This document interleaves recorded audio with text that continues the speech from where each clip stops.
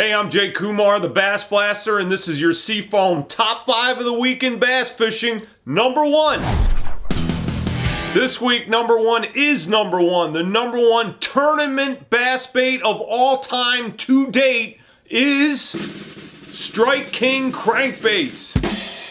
Now you think about crankbaits are great at covering water, they're great at all different depths, and now you combine that with where the tournaments go to fish, at what times of the year, and these guys like Kevin Van Dam and Keith Combs who are amazing with crankbaits, and Kevin, that stretch of, 20 years when he won everything there was to win at least twice, you get the number 1 bait of all time so far, the Strike King crankbait. That means these are the most fished baits in major wins and high finishes at the top tours and also the next couple levels. KVD's victories alone could make a case for this bait being number 1. Multiple tour level wins, including BassMaster Classics, using the Strike King 6XD, the 1.5 square bill, the 10XD, and others. And other Strike King pros have done well with them too. Notably Keith XD Combs with the Series 5 and the 6XD. Other Strike King pros also like Mark Rose, Greg Hackney, and others, and many guys fishing at other levels. Congrats to Strike King, who was the only company to show up twice on this list, and it was number 1 and number 2. Can they keep it rolling? We'll be watching. Here's the full top 10 list. Take a look. What does it say to you? We'll be talking about that next week. Number 2. Dakota Ebert. He was a rookie on the Major League Fishing Bass Pro Tour last year and fished out of his mind, getting multiple top 5 finishes in his first time in that format and finishing 4th in the points. Plus, he toured up on the Major League Fishing Pro Circuit, that's the next level down, and getting really close to wins a couple times there, and probably other circuits too, but he never closed the deal until last weekend. He won the shortened by 1 day Toyota Series event on Sam Rayburn Reservoir in Texas, and he did it with a second day limit of over 30 pounds with a 3.5 in his live well, so those other 4 were huge. And he fished mostly a Strike King 6XD crankbait, go figure, and a football jig. All right, so let's recap. Here's Dakota's 2022. And here's how he started this season.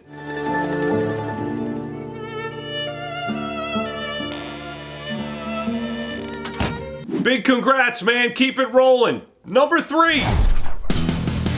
30-pound limits are pretty rare and pretty amazing in tournament fishing. Well, how about 40 pounds, a 40-pound limit? That's Danny Isles and Brian Shook with 41.56 pounds at the 1-day Outlaw Outdoors tournament on Sam Rayburn Reservoir the day after Dakota won his tournament. Sounds crazy to say this, but that's not even close to the biggest limit these guys have weighed in a tournament. It was 49.31 pounds 3 years ago on the same lake. In that tournament, they were cranking a Strike King 10XD crankbait along with a 6 cents crankbait. These guys, who are they? I don't know if they just come down here, they beam down here for the spring tournaments, or what? Maybe we need those special sunglasses to find out who they really are. All right, number 4. The one and only Kevin Van Dam shared some of his thoughts this week on what forward-facing sonar has taught him about bass or erased that he thought he knew about bass. It's wild. Listen to this. First, he said, some of the fish behaviors I witnessed with Mega Live, that's the Humminbird forward-facing sonar, absolutely shook the very foundations of my knowledge base. Listen, right off the bat, if Kevin Van Dam's foundations of bass knowledge are shook, ours are probably shattered and in pieces. First were the sheer numbers of fish I saw swimming around in the middle of nowhere. And I'm not just talking about St. Clair, I'm talking about Ozark impoundments, Carolina Lakes, Texas, and yes, even Florida. The second huge myth in my belief system was how stationary and cover-oriented bass are supposed to be. So many of my strategies revolve around this fact, in quotes. Yes, some bass do relate to cover, but a lot of them are perfectly fine just swimming around over nothing. And when I say swimming around, I mean constantly swimming. And then the last shocker, he said, the third one is how many bass follow our lures over and over again and don't bite. This is Kevin Van Dam, who's made the greatest living and had the greatest career of any tournament bass fishing in history. And he's saying that all his assumptions basically are wrong or mistaken or seriously warped or whatever. Can't wait to hear what else he's going to say about it. Number 5. Look at this bass. She's beautiful. She sure is beautiful, Dave, and Ben Milliken has caught that giant ditch melon and ones like it all over Texas. But here's the thing, a lot of us thought this giant bass hunting is like this. Little Red Riding Hood. Ow! One lone wolf stalking bait fish. But no, Ben says it's like this.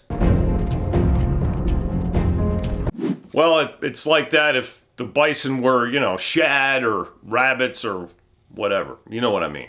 All right, here's his exact quote. The majority of fish I catch are in groups of 6 to 12 fish that, depending on the fishery, are all 7 pounds and bigger in open water. Wow, so it's not one in a tree or one on a stump or on a hump or in a train or on the rain. And no, I will not eat green eggs and ham. Or actually, you know, I won't eat the green eggs. Who would eat green eggs? But I will eat the ham, man. I love ham. Okay, that's all I got for you this week. Thank you, Seafoam. Go to BassBlaster.com or .rocks to sign up for the juicy BassBlaster email. See you next week. God bless you.